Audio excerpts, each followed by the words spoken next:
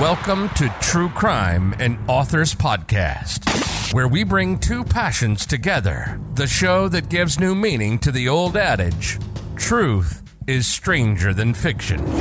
Here's your host, David McClam. What's going on, everybody? Welcome to another episode of True Crime and Authors. Of course, I'm your man, David McClam. Hey, if you guys haven't already, make sure you're following us on all of our social medias. One link to a link tree will get you every link you need for the show in the show notes. All right, guys, I had to come and let you know why things are late. If you follow the show regularly, you're probably saying, where is this week's or now last week's episode? So let me quickly tell you what happened. So the episode you're going to hear right after I tell you what happened was actually shot last week. It was all ready to go up, ready to do it. However, I decided to upgrade my computer setup. So because of what I do, I need a little bit more power. Went from the Mac Mini M1, which is a brilliant machine, to the Mac Mini M2 Pro. Now, even though I did transfer everything over correctly, there were some issues with some of the software I used to record the show and its licenses. So a lot of the licenses did not transfer the way they were supposed to. So I had to deal with the companies that make some of my plugins and other things that I use to get that handled. That took about 1 or 2 days. I use a Rodecaster Pro 2, best machine on the market to do what I do and also to do streaming. They decided they were going to drop an update. I give it to Rode. They're always dropping updates to better the product.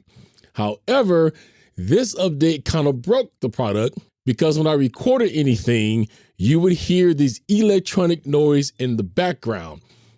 So I couldn't shoot anything because everything that I was recording was unusable due to that noise. So I had to write Rode, let them know what's going on with that. They dropped 2 more updates and then they finally cleared that up. So that all leads to now. So the episode that you're going to hear, I had to shoot a different way. So if it does sound a little bit different than what the show usually sounds like, I apologize in advance, but that was the only way in which I could record it. Even though it got recorded last week, due to the licensing issue with some of the software I use, I still was not able to edit it and to get it out, which now leaves us to this week. So here's what's going to happen. You will hear the episode that I shot last week. The authors that is named at the end of the show, you are going to still hear from them also. So we're just advancing a week.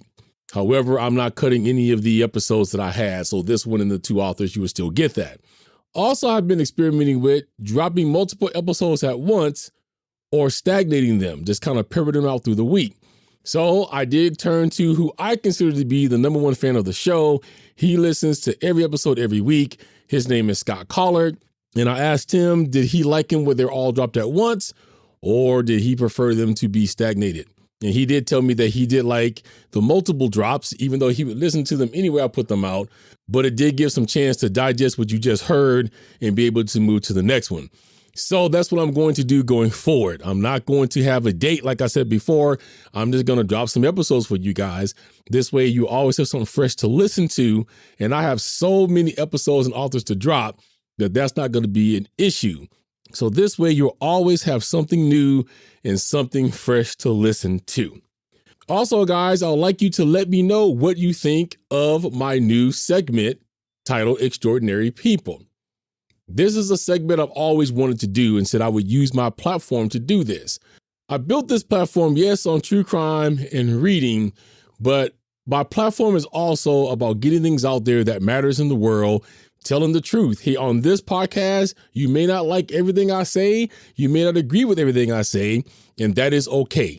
That's why I have this platform. That's why I built the show, so that I can say exactly what needs to be said or exactly what I feel. I know you're not going to agree with me on every turn, and that is cool. But with the Extraordinary People segment, I felt like that I could help somebody else out there too. So these people coming on here has been through some things that maybe you haven't been through, or maybe you're going through. Maybe you feel alone in it. I've been telling my story recently on several different podcasts that I have lined up to be a guest on. I'll leave those links below if you want to hear my journey through abuse. This way, I feel like I'm helping the community at large. And if it brings healing to those who feel like they're by themselves on this, you know that you are not alone.